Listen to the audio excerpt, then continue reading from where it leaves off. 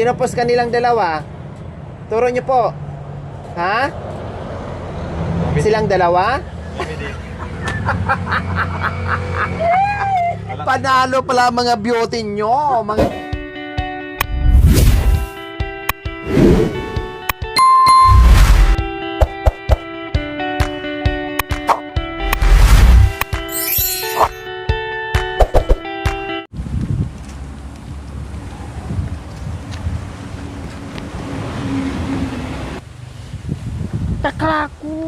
Taklaku. Nang bayay, tumama ka. Turiana, bakit yun? Ay, yan ang maganda. Ay. Magandang umaga po. Ay. Magandang hapon po pala sa ating lahat mga kabayan. Ay, Diyos ko. Ang sarap ng hangin. Ang sarap lang hapin po mga kabayan. Parang ang sarap tumalon dito. Siguro may isda to. No? Oh, kaya pala, ayun, may butas pala dyan yung mga lumalangoy, pumupunta dyan. Kaya pala, dyan sila yung mga naliligo. Malaking butas pala dyan. So, ayan po mga kabayan, meron kaming pasyalan ngayon. No? At, dito kay Kuya Oming po mga kabayan, check natin yung kanyang ayuda, no? Dahil alam niyo naman mga kabayan, no nakaraan ay hindi maganda yung napuntahan, no? Hindi maganda yung nangyari doon sa bigas ni Kuya Oming. Malamig, no? Mamidi? So, hindi maganda yung nangyari sa bigas niya, sa ayuda niyan. Napunta doon sa, sa sigarilyo, binarter. So, pinag-advisean na natin, pinagsabihan na natin, no, in-advisean na natin, sinabihan na, pinaliwanag natin sa kanya, no, i-priority yung pagkain, and then, mukhang okay naman, no.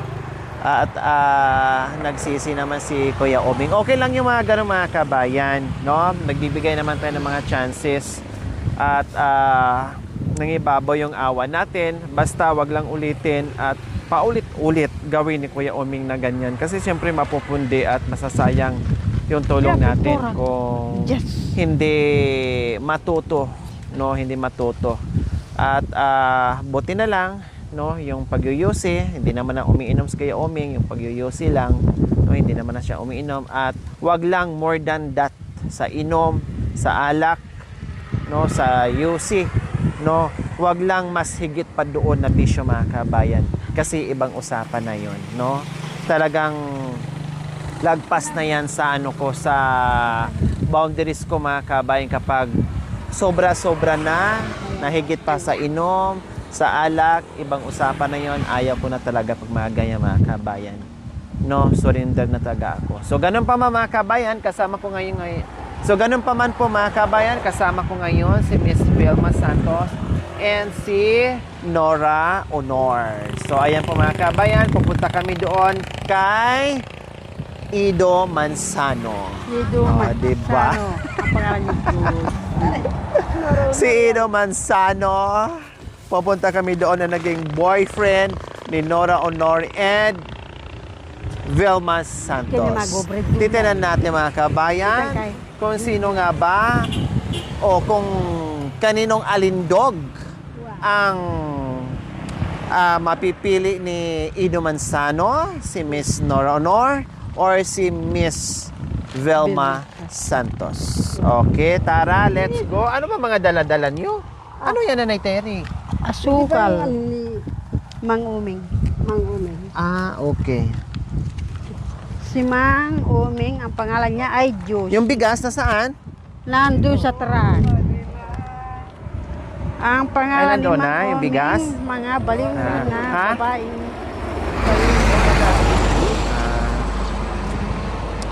Nandun na yung bigas. Tabi mamiti. Huwag ka sa gitna.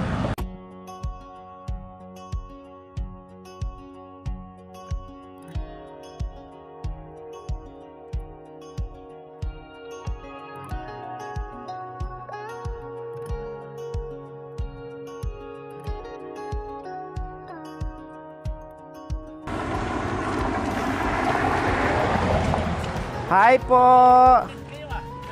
Opo, meron kami kasama Tatay Glenn from Africa in Nigeria. Kasi ano, lagi kong binibigyan ng pera.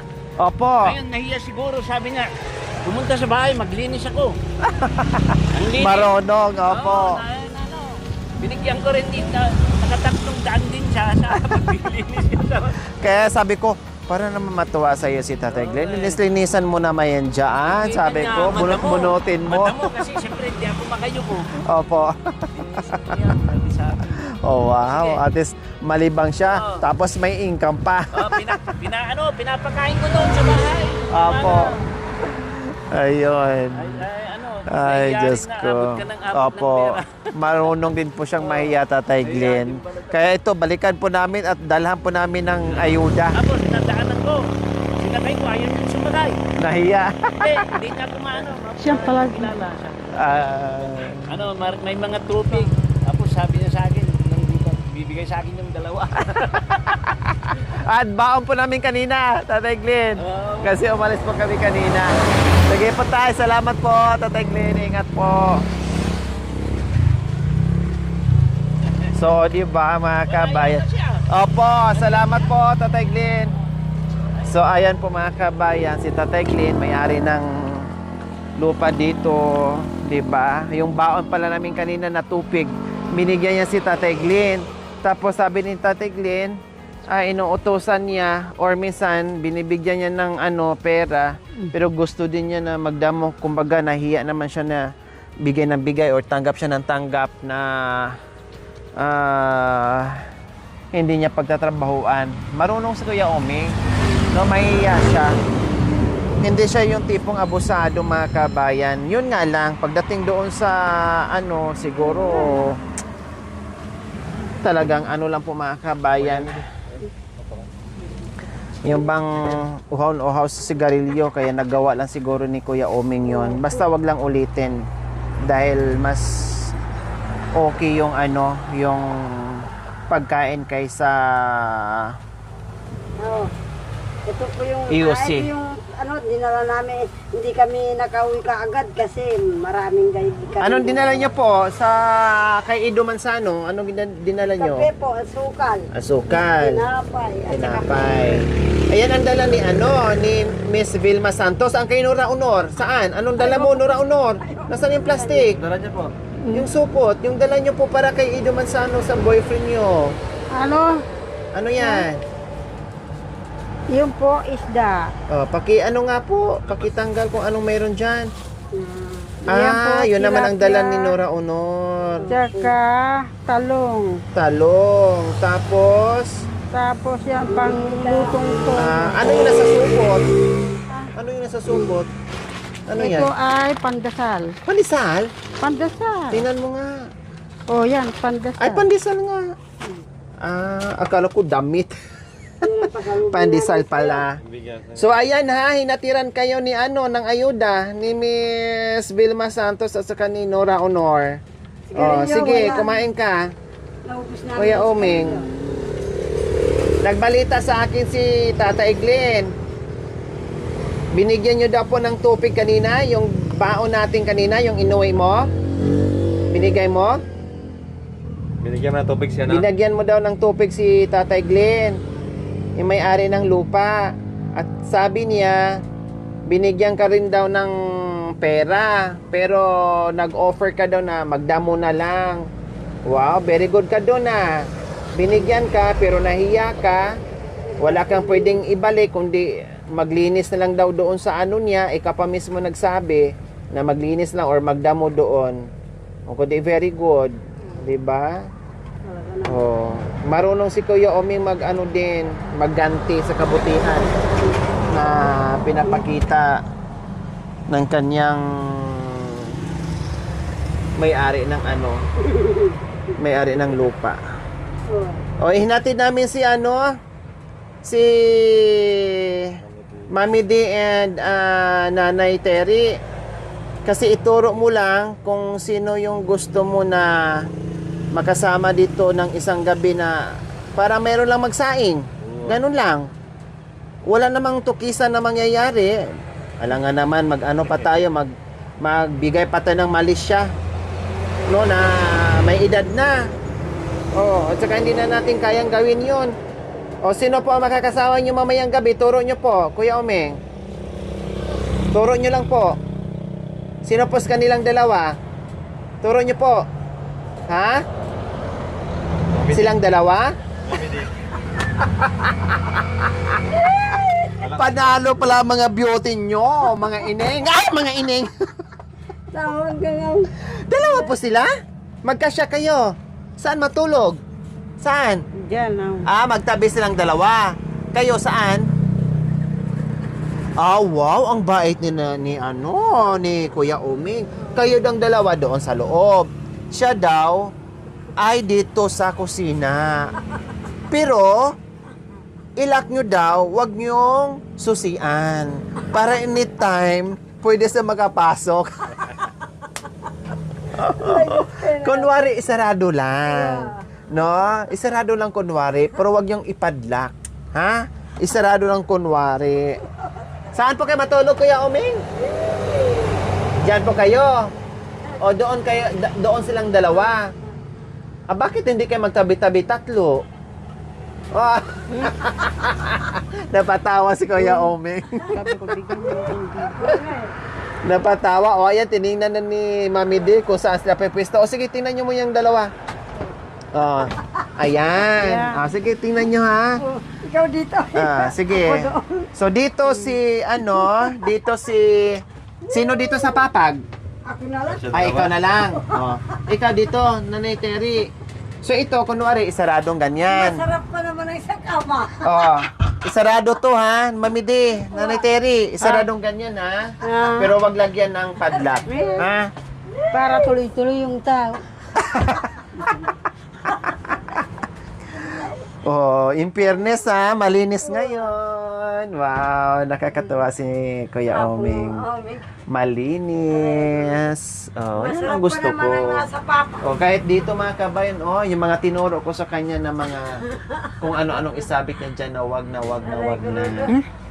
Sinunod naman ni Kuya Oming. Si Kuya Oming, no problem. Basta sabihin mo lang sa kanya. Kasi Doon lang talaga siya na dahil siguro talagang uhaw na siya sa ayusin, pero di naman tayo nagsawa na mag-remind po or magsabi mga kabayan. So, ayos. Very good, Kuya Oming, ang bahay. Ayos na ayos, ha? Dapat ganyan dapat ganyan yung yung bahay natin, basta kahit maliit, basta malinis lang. Ano yan? Ayan na, yung mga grocery mo, tinapay, mayroong pandesal, mayroong hindi pandesal, no, kape, and then may isda dyan, may bigas na. Pakiano nyo po, pakitabi nyo po, tapos lutuin nyo po yung isda, ha? Lutuin mo yung isda, prituhin mo, dito tayo para malamig. So, ayan po mga kabayan, yung ayuda ni Kuya Oming okay na. No? And then, maayos yung bahay, yung loob at saka labas, malinis, very good. Yun ang natin, kahit malit na bahay, basta malinis lang, no, ay malaking puntos po yon. At masaya tayo na pagdating natin ay maayos yung loob at labas ng bahay mga kabayan. Siyempre hindi lang ako matutuwa, tayong lahat plus yung ating mga sponsors na nagsakripisyo, no, ayaw ko na magtapon sila ng pera sa atin and then makikita nila, sinasayang, nakikita nila, sinisira, hindi tayo nagiging masinop. O ano ang kapalit doon sa pagmamahal nila? Siyempre, lungkot, no? Lungkot sa puso nila. O di ano bang pwede nating ibalik doon sa mga ginagawa lang kabutihan sa atin pagmamahal? Siyempre, palitan din natin ang pagmamahal at pasiyahin natin yung mga puso nila na makikita nila na yung binibigay nila na inaayos at ginagamit sa maayos mga kabay at nakikita na magiging masaya sila. Okay? So, ayan po ang ating punto doon sa ginagawa natin kung bakit tayo ay nagagalit or napagsabihan natin. Okay, sige.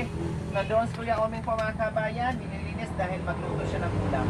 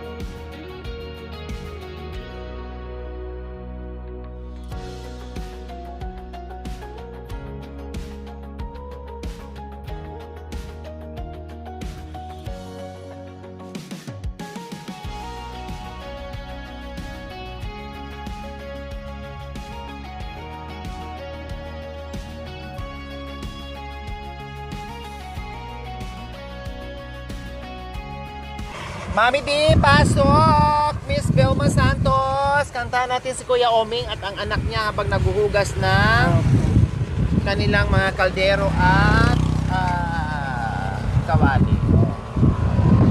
Pasok! Isang gabing matahimik, Ba't nilagyan ng ganyan? pumasok sa aking isip ang kasaysayan ng pag-ibig na kay sarap at kay sakit ang aking minamahal. Ba'y biglang nagpakasal sa matalik kong kaibigan at ako pang naging abay. Wow! Bagong invento yun. Wala sa radyo. Natutunan mo na rin yung kanta ni Nanay Tere, ha? Natak na nada ano ba yun? Nadamang aking pag-ibig at ito'y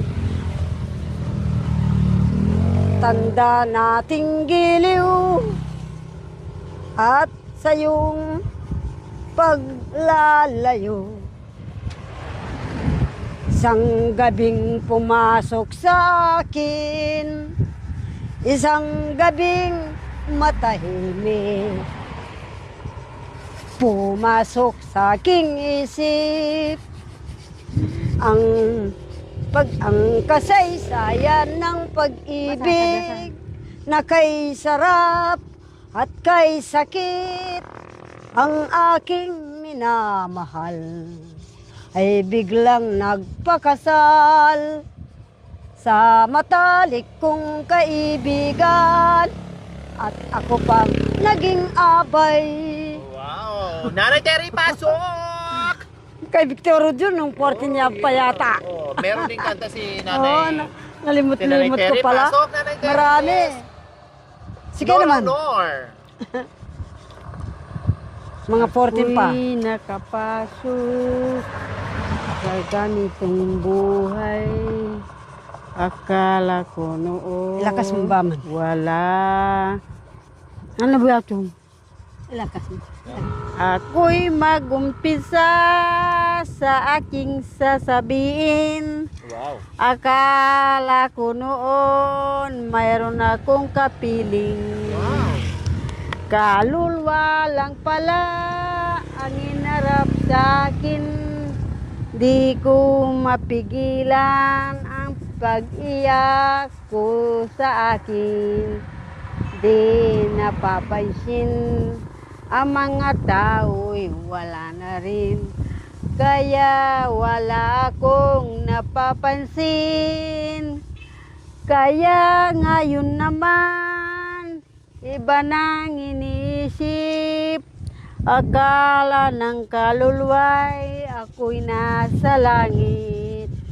Kaya ngayon naman puro nandun naman ang aking kaluluwa at nagdarasal.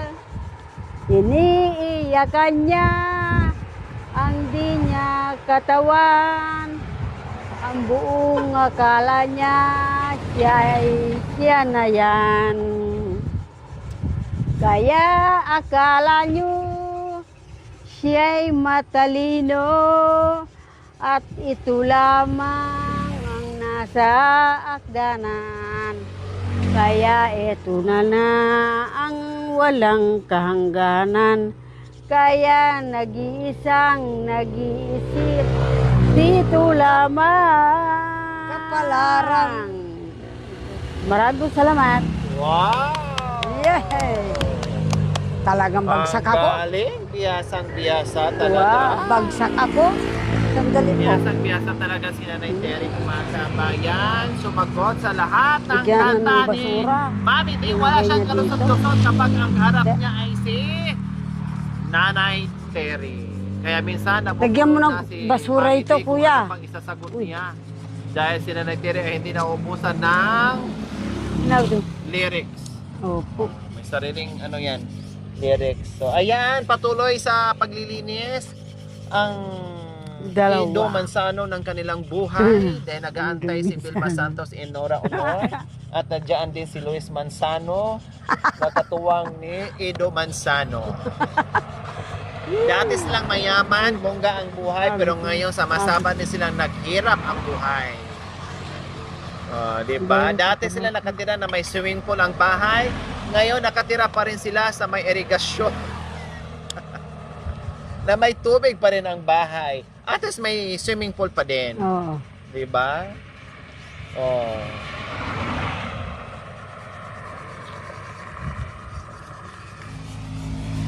Pero ang kagandahan, Mami Di, walang niligwak si Guwapo. Kuya Oo. Omeng. Oo. Di ba? Wala siya niligwak. Malaki. Ang gusto lang niya Sorry, ay ako. dalawa kayong Malaking makatabi. Isda. Dalawa kayong makatabi, Mami Di. Oo. Di ba? Walang mali siya. Pangit yung magmali-mali siya pang matanda niya. Hindi naman na makikis siya.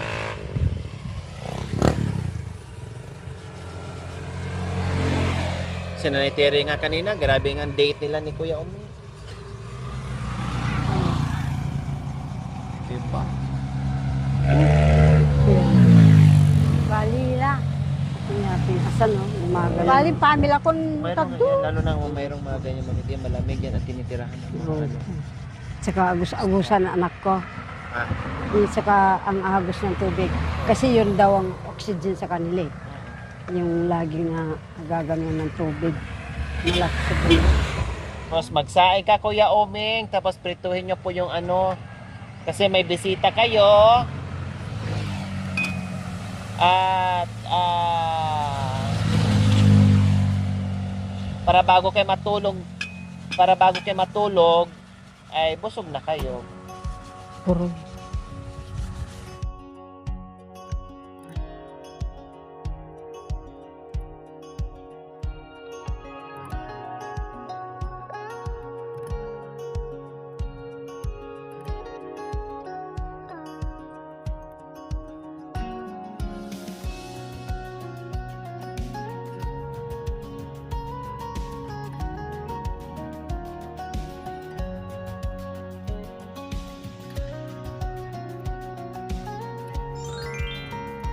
Thank you for watching. Don't forget to like, share, and subscribe.